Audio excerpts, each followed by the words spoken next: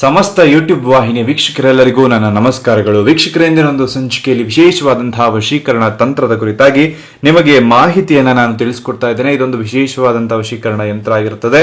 ಈ ಒಂದು ಯಂತ್ರವನ್ನ ಯಾವ ರೀತಿ ಸಿದ್ಧಪಡಿಸೋದು, ಖಂಡಿತವಾಗ್ಲೂ ಈ ಒಂದು ಯಂತ್ರ ಕೆಲಸ ಮಾಡುತ್ತಾ ಅನ್ನೋರು ಈ ವಿಡಿಯೋವನ್ನ ಕೊನೆಯವರೆಗೂ ನೋಡಿ. ಯಾಕಂದ್ರೆ ವಿಶೇಷವಾದಂತಹ ಒಂದು ವಶೀಕರಣ ತಂತ್ರ ಇದಾಗಿದೆ. ಇದನ್ನ ಯಾವುದೇ ಕಾರಣಕ್ಕೂ ಕೆಟ್ಟ ಕೆಲಸಗಳಿಗೆ ಉಪಯೋಗಿಸೋದಕ್ಕೆ ಹೋಗಬೇಡಿ.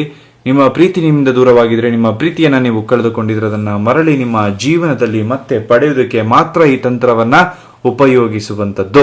ಆಯ್ತಾ ವೀಕ್ಷಕರೇ?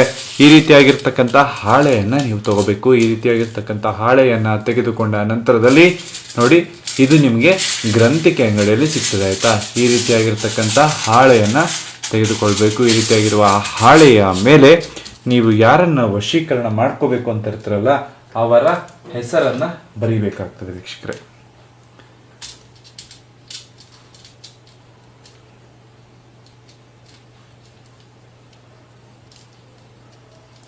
ಅವರ ಹೆಸರನ್ನ ಅದರ ಮೇಲೆ ಬರೀಬೇಕಾಗುತ್ತೆ. ಅವರ ಹೆಸರನ್ನ ಬರೆದ ನಂತರದಲ್ಲಿ ನೀವೇನ್ ಮಾಡ್ಬೇಕಪ್ಪ ಅಂತ ನೋಡೋದಾದ್ರೆ, ಒಂದು ಪ್ಲಸ್ ಚಿಹ್ನೆ ಹಾಕಿ ನಿಮ್ಮ ಹೆಸರನ್ನು ಕೂಡ ಬರಿಬೇಕು. ಇಬ್ಬರ ಹೆಸರನ್ನ ಬರೆದ ನಂತರದಲ್ಲಿ ಕೆಳಗಡೆ ವಶೀಕರಣಂ ಅಂತ ಹೇಳಿ ಬರಬೇಕು. ಆಯ್ತಾ? ಆ ನಂತರದಲ್ಲಿ ಓಂ ನಮೋ ಸ್ವರ್ಣ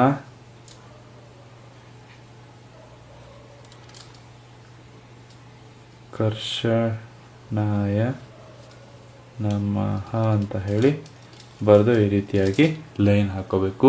ಆಯ್ತಲ್ಲ? ನಮಗೆ ಈ ಯಂತ್ರದ ಇಷ್ಟು ಭಾಗ ಮಾತ್ರ ಸಾಕಾಗ್ತದೆ ವಶೀಕರಣವನ್ನ ಮಾಡೋದಕ್ಕೆ. ಈ ಯಂತ್ರ ಏನಿದೆಯಲ್ಲ ಇದರ ಇಷ್ಟು ಭಾಗ ಮಾತ್ರ ಖಂಡಿತವಾಗ್ಲೂ ಕೂಡ ಸಾಕಾಗ್ತದೆ. ಆಯ್ತಲ್ಲ? ಈ ರೀತಿಯಾಗಿ ಇರುವಂತಹ ಒಂದು ತಾಯಿತವನ್ನ ನೀವು ಸಿದ್ಧಪಡಿಸ್ಕೊಳ್ಬೇಕು. ಇದನ್ನ ಈ ರೀತಿಯಾಗಿ ಸಿದ್ಧಪಡಿಸಿಕೊಂಡ ನಂತರದಲ್ಲಿ ಒಂದು ನಿಂಬೆ ಹಣ್ಣನ್ನು ತಗೋಬೇಕು. ಒಂದು ನಿಂಬೆ ಹಣ್ಣನ್ನು ತೆಗೆದುಕೊಂಡು ಅದನ್ನ ನೀವು ನಿಮ್ಮ ಬಲಗೈಯಲ್ಲಿ ಈ ರೀತಿಯಾಗಿ ಇಟ್ಕೊಳ್ಬೇಕು. ಈ ರೀತಿಯಾಗಿ ಅದನ್ನ ಇಟ್ಟುಕೊಳ್ಬೇಕು ವೀಕ್ಷಕರೇ. ಇಟ್ಟುಕೊಂಡ ನಂತರದಲ್ಲಿ ಅವರ ಹೆಸರನ್ನ ನೀವು ಹೇಳಬೇಕು. ಅವರ ಹೆಸರನ್ನ ನೀವು 3 ಬಾರಿ ಹೇಳಬೇಕು. ಯಾವ ರೀತಿ ಅಂದ್ರೆ, ಅವರ ಹೆಸರೇನಾದ್ರೂ ನೇತ್ರ ಅಂತ ಆಗಿದ್ರೆ ಅವರ ಹೆಸರನ್ನ ನೇತ್ರ ನೇತ್ರ ನೇತ್ರ ಅಂತ ಹೇಳಿ 3 ಬಾರಿ ನೀವು ಹೇಳುವಂಥದ್ದು. ಈ ರೀತಿಯಾಗಿ ನೇತ್ರ ಅಂತ ಹೇಳಿ 3 ಬಾರಿ ನೀವು ಹೇಳಬೇಕು. ಹೇಳಿದ ನಂತರದಲ್ಲಿ ಅದನ್ನ ಆ ಒಂದು ತಗಡಿನ ಮೇಲೆ ಇಡುವಂಥದ್ದು. ಅದನ್ನು ತಗಡಿನ ಮೇಲೆ ಇಡುವಂಥದ್ದು. ಈ ರೀತಿಯಾಗಿ ಇಟ್ಟುಕೊಂಡ ನಂತರದಲ್ಲಿ ಬಹಳ ವಿಶೇಷವಾಗಿ ನೀವು ಒಂದು ಕೆಲಸವನ್ನ ಮಾಡಬೇಕು. ಏನಪ್ಪಾ ಅಂತ ನೋಡೋದಾದ್ರೆ, ಒಂದು ಸ್ವಲ್ಪ ವಿಭೂತಿಯನ್ನ ತಗೊಳ್ಬೇಕು ವೀಕ್ಷಕರೇ. ಒಂದು ಸ್ವಲ್ಪ ವಿಭೂತಿಯನ್ನ ತೆಗೆದುಕೊಂಡ ನಂತರದಲ್ಲಿ ಆ ವಿಭೂತಿಯನ್ನ ಈ ನಿಂಬೆಯ ಮೇಲೆ ಈ ರೀತಿಯಾಗಿ ಹಾಕೋಬೇಕು. ಸ್ವಲ್ಪ ವಿಭೂತಿಯನ್ನ ನೋಡಿ ಈ ರೀತಿಯಾಗಿ ಹಾಕೋಬೇಕಾಯ್ತಾ? ಈ ರೀತಿಯಾಗಿ ಹಾಕೊಳ್ಬೇಕಾಗ್ತದೆ. ಈ ರೀತಿಯಾಗಿ ಹಾಕೊಂಡ ನಂತರದಲ್ಲಿ ಓಂ ನಮೋ ಸ್ವರ್ಣಕರ್ಷಣಾಯ ಇಷ್ಟಸ್ತ್ರೀ ಮಮ ಪ್ರಾಪ್ತಿರಸ್ತು ಅಂತ ಹೇಳಿ 108 ಬಾರಿ ನೀವು ಮಂತ್ರವನ್ನ ಹೇಳಬೇಕಾಗ್ತದೆ. 108 ಬಾರಿ ಮಂತ್ರವನ್ನ ಹೇಳಿದ ನಂತರದಲ್ಲಿ ಖಂಡಿತವಾಗ್ಲೂ ಕೂಡ ಅವರು ನಿಮಗೆ ವಶೀಕರಣ ಆಗ್ತಾರೆ. ಈ ಒಂದು ಕೆಲಸವನ್ನ ಯಾವ ದಿನ ಮಾಡ್ಬೋದಪ್ಪ ಅಂತ ನೋಡೋದಾದ್ರೆ, ಒಂದು ಮಂಗಳವಾರದ ದಿನ ಆಗಿರ್ಬೋದು, ಒಂದು ಶನಿವಾರದ ದಿನ ಆಗಿರ್ಬೋದು, ಈ ಒಂದು ತಂತ್ರವನ್ನ ನೀವು ಮಾಡಬಹುದಾಗ್ತದೆ ವೀಕ್ಷಕರೇ. ಬಹಳ ಶಕ್ತಿಶಾಲಿಯಾದಂತಹ ಒಂದು ತಂತ್ರವನ್ನ ನೀವು ಮಾಡಬಹುದಾಗ್ತದೆ.